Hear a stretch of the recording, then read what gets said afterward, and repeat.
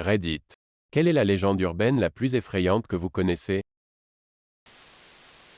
Ma grande sœur me racontait l'histoire du rôdeur à la bougie quand j'étais très jeune. Le rôdeur s'introduisait chez les gens la nuit, et il allait dans les chambres des enfants. Avec une bougie à la main, il se tenait là, surplombant le lit de l'enfant jusqu'à l'aube. Souvent, l'enfant se réveillait, mais il ne disait rien. Pas un mot. Peut-être qu'il se rendormait. Mais la plupart restaient éveillés toute la nuit, sans bouger un muscle.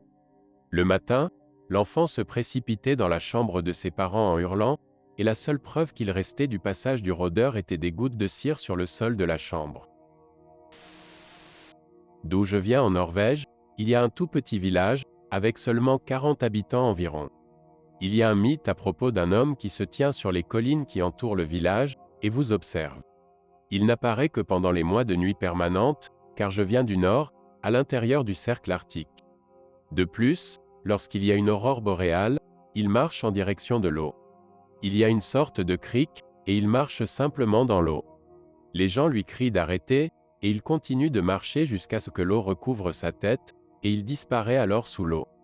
Personne ne sait à quoi il ressemble, c'est juste une silhouette noire. On dit aussi qu'il y a une odeur métallique quand il vous observe, un peu comme l'odeur du sang.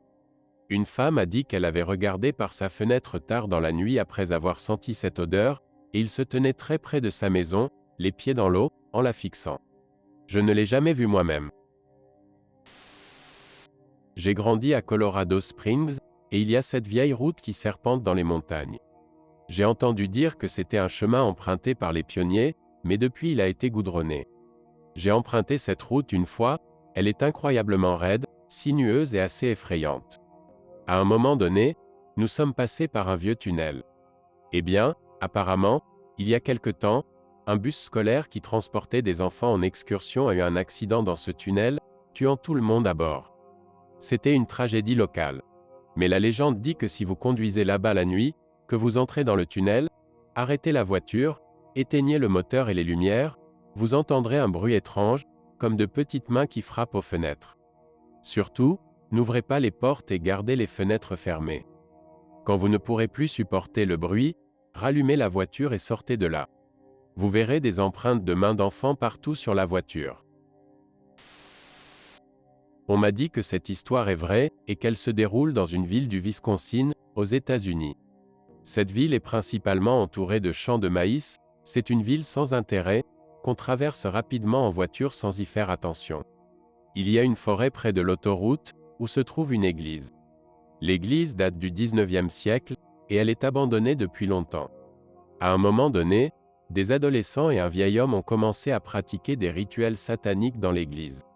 Ils ont tenté d'appeler des créatures de l'enfer ou des démons interdimensionnels. La rumeur se répand qu'ils pratiquent ces rituels, et un jour, ils sont tous retrouvés morts dans l'église, après plusieurs jours de disparition. Les corps étaient complètement déchiquetés et mutilés.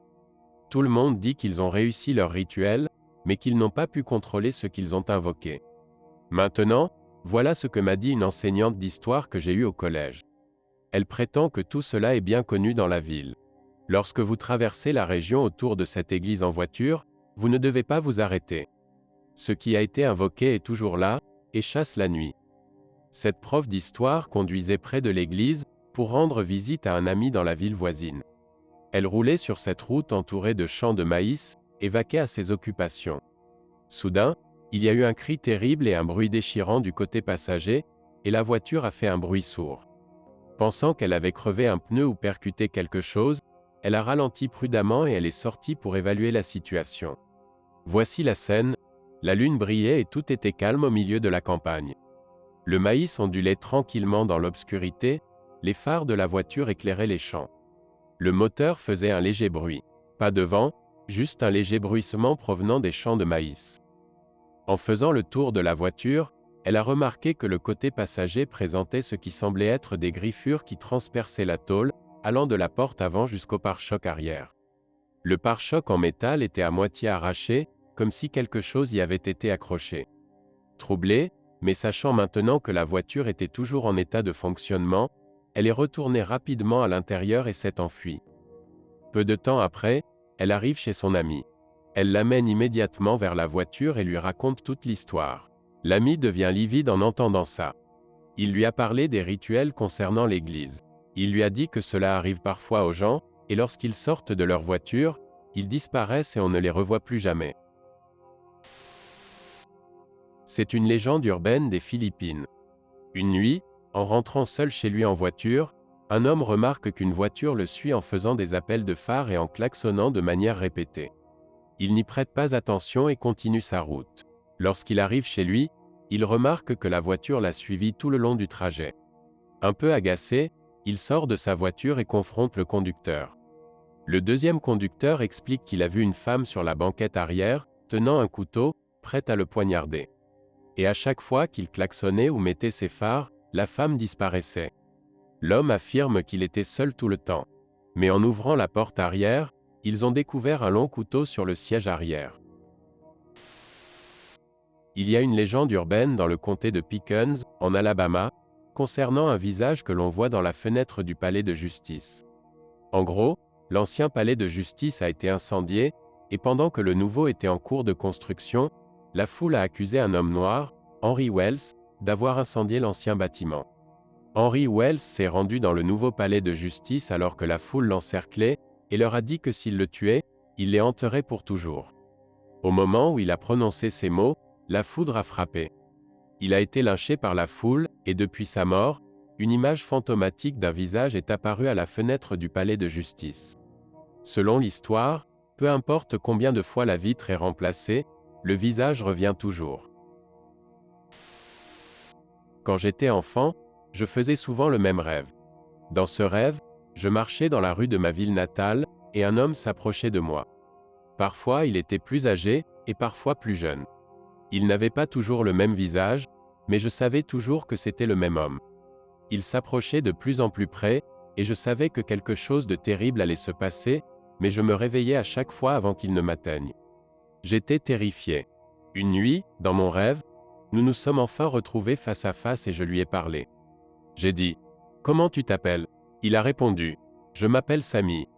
Puis je me suis réveillé et j'avais tellement peur que je ne pouvais pas me rendormir. Je suis allé dans la chambre de ma sœur et j'ai dit « Est-ce que je peux venir dormir avec toi ?» J'ai fait un très mauvais rêve. Ma sœur a dit « C'était Samy ?» J'ai dit « Quoi? Comment sais-tu qui est Samy ?» Et ma sœur a dit « Je ne sais pas, mais tu viens de l'amener dans la pièce avec toi. » J'ai allumé la lumière et j'ai vu que ma sœur dormait toujours. Une jeune fille décide de faire une randonnée d'une semaine dans les bois, et décide d'apporter un appareil photo argentique pour le côté authentique. Elle est seule pendant tout le voyage. Elle prend des photos et profite du paysage tout au long du trajet. Plusieurs semaines plus tard, elle est de retour chez elle et fait développer sa pellicule. En plus de toutes ces photos de la nature, il y a des photos d'elle en train de dormir dans sa tente. Une adolescente d'environ 16 ans est embauchée pour faire du babysitting pour des amis de la famille. Elle accepte, surtout parce que la mère lui paye une somme assez généreuse pour garder 3 enfants pendant 6 heures. La babysitter arrive à 19 heures, elle connaît déjà très bien les enfants, et elle pense simplement regarder la télévision avec eux pendant quelques heures avant de les coucher. Alors qu'ils regardent la télévision, elle remarque une poupée de clown effrayante, de taille humaine, qui est assise dans un coin du salon. Elle a l'impression que la poupée la regarde, mais elle choisit de l'ignorer. Le temps passe et les enfants lui demandent de rester éveillés encore un peu plus longtemps, et elle décide, juste 1 heure de plus, votre maman va me tuer si elle rentre et que vous n'êtes pas endormis. Elle se lève pour leur préparer une petite collation, et elle remarque que le clown est de l'autre côté de la pièce, assis par terre. Elle décide de l'ignorer, malgré ce sentiment qui lui dit que quelque chose ne va pas avec le clown. Après avoir fini le film, elle dit aux enfants d'aller se coucher. Les enfants obéissent sans protester. Puis elle redescend, et trouve le clown assis sur le canapé. Elle commence à penser qu'il est peut-être vivant, car elle est certaine d'avoir surveillé les enfants pendant les 15 dernières minutes. Elle remonte alors à l'étage et demande aux enfants « À qui appartient cette poupée de clown, en bas ?» Les enfants répondent « Quelle poupée de clown ?» Elle commence à paniquer et explique « Celle avec le costume bleu et les étoiles blanches, les cheveux rouges et le maquillage blanc. » Les enfants la regardent avec confusion. « Mais de quelle poupée tu parles ?» Elle appelle leur mère au téléphone et demande « Eh bien, il y a cette espèce de clown dans la maison, et les enfants disent qu'ils ne savent pas ce que c'est. La mère l'interrompt, sort immédiatement de la maison, prend les enfants et appelle la police. La police arrive mais ne trouve pas la poupée. L'un des policiers a l'instinct de vérifier le grenier où il trouve un petit lit bien fait, des déchets récemment jetés et des vêtements. Beaucoup de ces vêtements sont des costumes de clown, avec le maquillage correspondant. C'est une histoire qui se serait apparemment produite dans la ville voisine de la mienne dans les années 90. Je n'ai jamais su si c'était vrai ou pas. Cette histoire est vraie. Mon ami vit dans une vieille maison à quelques rues de la mienne, et c'est un exemple typique de maison hantée. J'ai deux histoires à raconter, l'une qui est arrivée à mon ami et l'autre que j'ai vécue moi-même. Mais d'abord, voilà le contexte. Les anciens propriétaires de cette vieille maison étaient un jeune couple avec un nouveau-né. Et c'est tout ce que nous savons. C'est ce qui est inquiétant. Ni les voisins, ni l'agent immobilier qui a vendu la maison n'ont rien dit de plus sur cette famille, si ce n'est qu'on ne les voyait pas beaucoup. Première histoire. Cela s'est passé lorsque la mère de mon ami a eu un bébé, la petite sœur de mon ami. Les parents dormaient quand ils ont entendu des pleurs. La mère s'est levée et s'est dirigée vers la chambre du bébé, pour la prendre dans ses bras et la recoucher. Environ une demi-heure plus tard, les pleurs ont recommencé, et la mère, épuisée, a ramené le bébé dans son lit pour dormir avec elle. Les pleurs se sont calmés. Elle s'est réveillée environ une heure plus tard, avec des pleurs venant à nouveau de la chambre du bébé. La mère s'est retournée dans son lit, et à sa grande surprise, son enfant dormait paisiblement. Les pleurs venaient de la pièce d'à côté, qui était vide. Cette histoire m'a été racontée quelques mois avant l'incident suivant, lorsque j'ai passé la nuit chez mon ami. Ses parents étaient en voyage, nous étions donc seuls. Nous étions dans le salon du rez-de-chaussée. Il devait être 1 ou 2 heures du matin, quand nous avons entendu des grincements à l'étage. Je lui ai dit d'écouter attentivement. Je ne l'inventais pas, il y avait clairement du bruit à l'étage. Elle n'avait pas d'animaux de compagnie. Nous étions les seules personnes présentes. Les grincements se déplaçaient juste au-dessus de nous, vers le couloir, puis du couloir vers les escaliers. Je sais que les vieilles maisons peuvent craquer de temps en temps. Mais là, c'était comme un bruit qui se déplaçait. C'était délibéré, et ça venait vers nous. Les marches de l'escalier grinçaient, en commençant par la première et en descendant vers les suivantes. Malgré la peur, nous avons attrapé des lampes de poche et nous nous sommes dirigés vers la porte de la cuisine et les escaliers. Nous nous sommes approchés de la porte. Je n'ai jamais eu aussi peur de tourner une poignée de porte de ma vie. J'ai lentement tendu la main et tourné la poignée. J'ai ouvert la porte, et j'ai fait un premier pas. Soudain, la porte s'est refermée violemment en plein dans mon visage. Je ne plaisante pas. Elle s'est refermée violemment. J'étais terrifié. Nous nous sommes enfuis et nous sommes sortis par la porte arrière. Nous sommes allés chez moi, et nous avons essayé de comprendre ce qui s'était passé. Le lendemain, nous avons tout vérifié. Toutes les portes étaient verrouillées.